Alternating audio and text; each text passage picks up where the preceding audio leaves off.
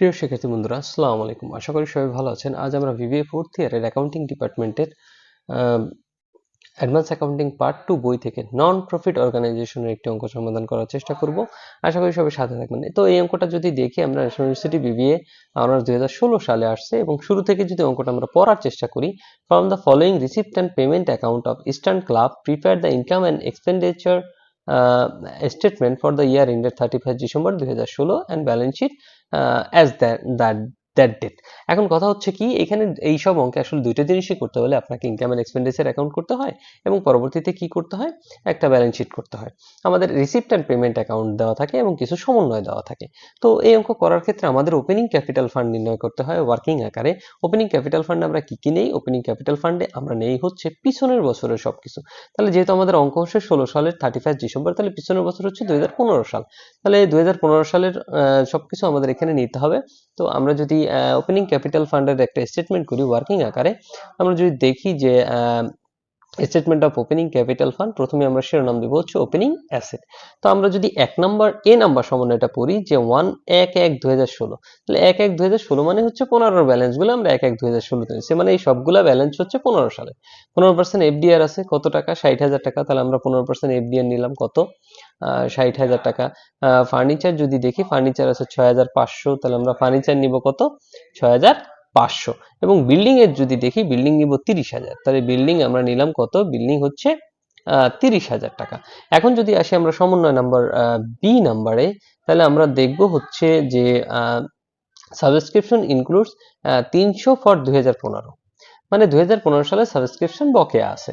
তাহলে এটা হচ্ছে কি? আয় বকেয়া। আর আমরা জানি কি আয় বকেয়া হচ্ছে সম্পদ। তাহলে আয় বকেয়া সম্পদ হলে সেটাকে আমার সম্পদ হিসেবে দেখাইতে হবে। কিন্তু কথা হচ্ছে কি, কথা হচ্ছে এটা কি 2015 সালের, তাহলে আমরা হচ্ছে বিগত বছরের সবগুলো নিব।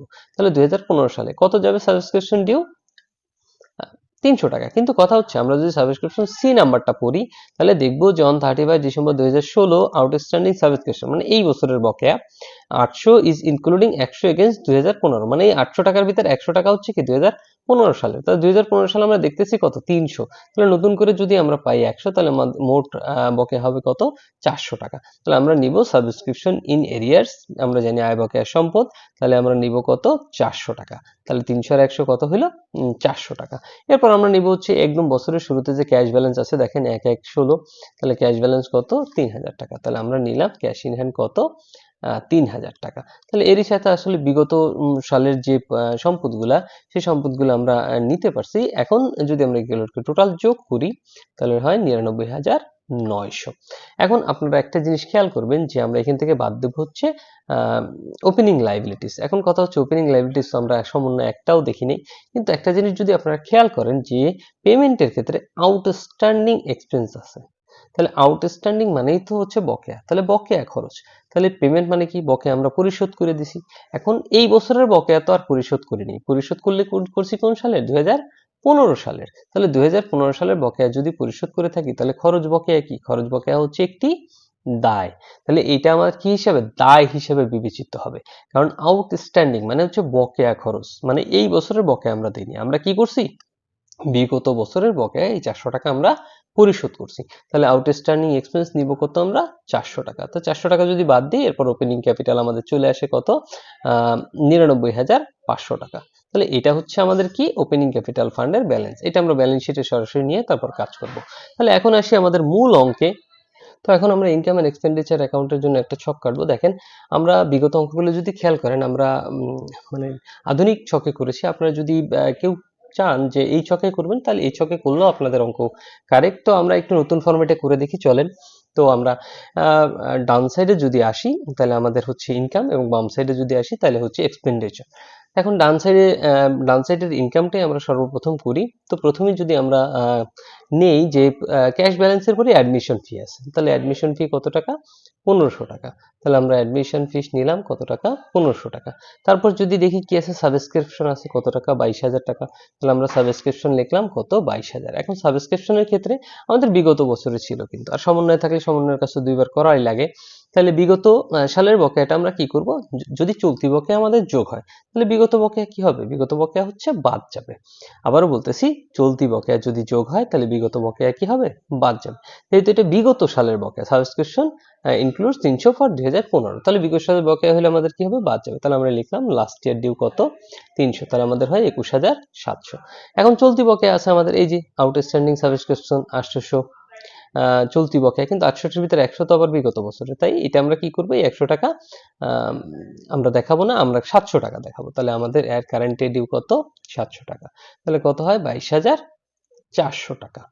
এখন যদি আমরা আসি পরেরটায়, যে ইন্টারেস্ট ফ্রম ইনভেস্টমেন্ট কত টাকা, 9,000 টাকা। তাহলে আমরা ইন্টারেস্ট ফ্রম ইনভেস্টমেন্ট দেখাইলাম কত, 9,000। এখন কথা হচ্ছে, এটা তো ইন্টারেস্ট আগে থেকেই নির্ধারিত, কিন্তু আমরা কিন্তু নতুন বিনিয়োগ করছি, 15% ইনভেস্টমেন্ট 30,000। তাহলে আমরা করব কি, 30,000-এর উপরে কত পার্সেন্ট দিব, 30,000-এর উপর দিব হচ্ছে 15%। কত পার্সেন্ট, 15%। তাহলে 30,000-এর উপর 15% দিলে আমাদের হয় 4500। কিন্তু কথা হচ্ছে, আমাদের তো 4500 আমরা পুরো নিতে পারবো না, কারণ এটা হচ্ছে 1/7/2016 সালে বিনিয়োগ করেছে, তার মানে এই অর্ধেক। অর্ধেক কত, অর্ধেক হচ্ছে 2250 টাকা। তাহলে আমরা নিব ইন্টারেস্ট ডিউ কত, নতুন ইন্টারেস্ট ডিউ কত, 2250। তাহলে আমাদের হয় কত, 11,250। এখন এরপর যদি আমরা দেখি সেল অফ নিউজ পেপার আছে, সেল অফ নিউজ পেপার কত, সেল অফ নিউজ পেপার হচ্ছে 200 টাকা। তাহলে আমরা সেল অফ নিউজ পেপার নিলাম কত টাকা, 200 টাকা। এখন আপনারা বলতে পারেন স্যার সেল অফ ফার্নিচারও তো আছে, ফার্নিচারের ব্যাপারটা একটু পরে আসতেছি, সেল অফ ফার্নিচারের ব্যাপারটা একটু পরে আলোচনা করতেছি। তাহলে এখন আমরা সেল অফ নিউজ পেপার, এখন ডোনেশনের ব্যাপারটা একটু দেখেন, ডোনেশন আছে কত, 35,000 টাকা। কিন্তু ডোনেশন সম্পর্কে একটা সমন্বয় আছে, 75% donation is to be capitalized, মানে ডোনেশনের যে পুরো টাকাটা আছে এটার 75% আপনার মূলধন জাতীয় ব্যয় হিসাবে, আয় হিসাবে বিবেচিত হবে। তাহলে 75% যদি মূলধন জাতীয় আয় হিসাবে বিবেচিত হয়, বাদ বাকি 25% আমরা কি ধরবো, বাদ বাকি 25% আমরা ধরবো মুনাফা জাতীয় আয়। এমনিতেই ডোনেশনটা হচ্ছে পুরাটাই মূলধন জাতীয় আয়, মূলধন জাতীয় আয় হলে শুধুমাত্র ব্যালেন্স শিটে কাজ হয়।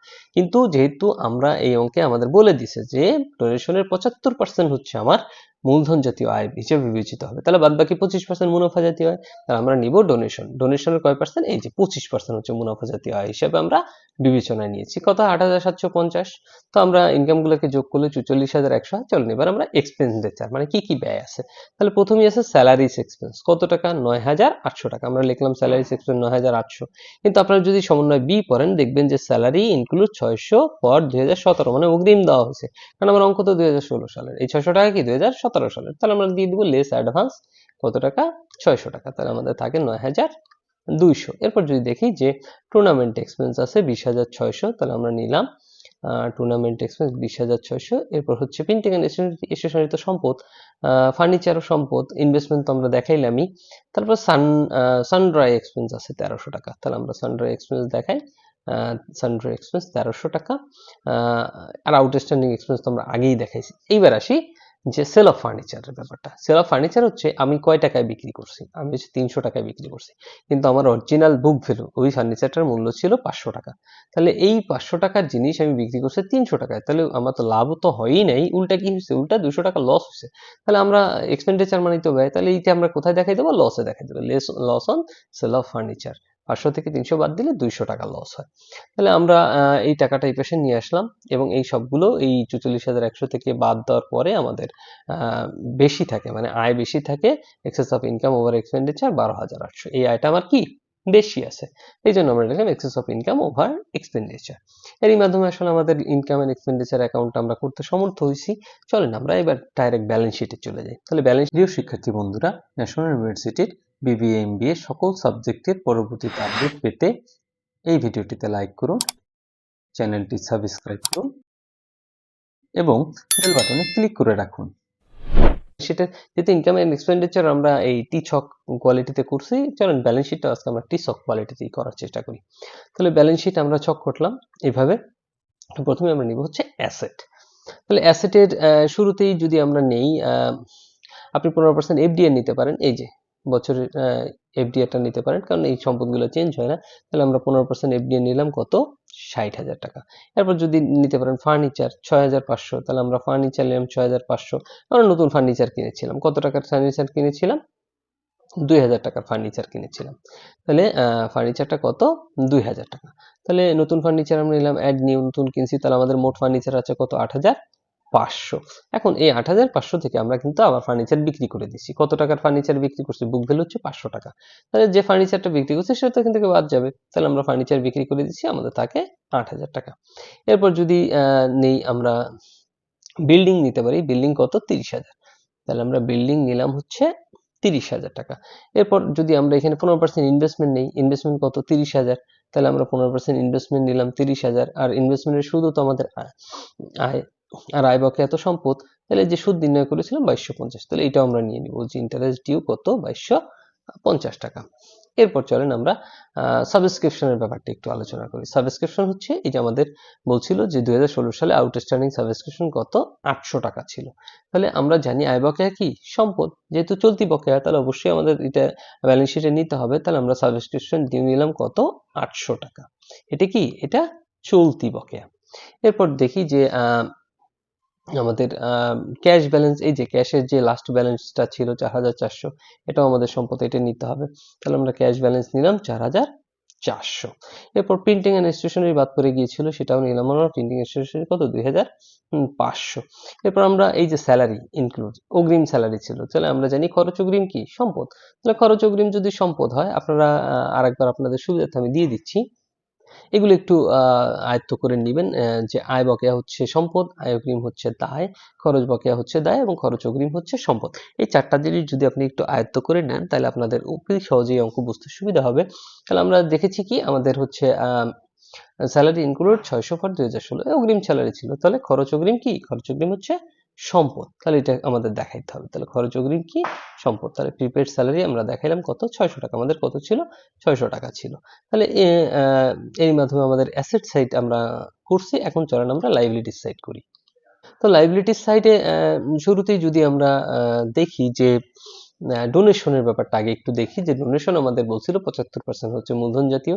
তাহলে ডোনেশন 35,000-এর আমরা কত নিব? 75% নিব। তাহলে আমরা 75% নিলাম। এরপর যদি দেখি ক্যাপিটাল ফান্ড, কত নিয়েছিলাম আমরা ক্যাপিটাল ফান্ড? চলেন আবার একটু ব্যালেন্সটা কষ্ট করে নিয়ে আসি। 99,500 হয়েছিল। তাহলে আমরা ক্যাপিটাল ফান্ড নিলাম কত? 99,500। এর সাথে আমাদের লাভটা যোগ হবে। যে লাভ বলতে আসলে এগুলা তো নন প্রফিট অর্গানাইজেশন, এটা এক্সেস অফ ইনকাম বলাই ভালো, যে ব্যয় থেকে আয় বেশি হয়েছিল। তাহলে ব্যয় থেকে আয়টা আমরা সারপ্লাস আকারে নিলাম। কত হয়েছিল আমাদের? 12,800। তাহলে 12,800 আমরা নিলাম। দুটাকে যদি যোগ করি তাহলে 1,12,300 হয়। এখন আমরা এই পাশ যদি যোগ করি, আমাদের হয় 1,38,550, এবং এই পাশ যোগ করলে হয় 1,38,550। এরই মাধ্যমে আমরা আসলে অঙ্ক সমাধান করতে সক্ষম হয়েছি। তো এই ছিল অঙ্কের সমাধান। আশা করি সবাই বুঝতে পারছেন। যদি কোনো সমস্যা থাকে অবশ্যই কমেন্ট বক্সে কমেন্ট করতে ভুলবেন না, এবং চ্যানেলটি অবশ্যই সাবস্ক্রাইব করবেন।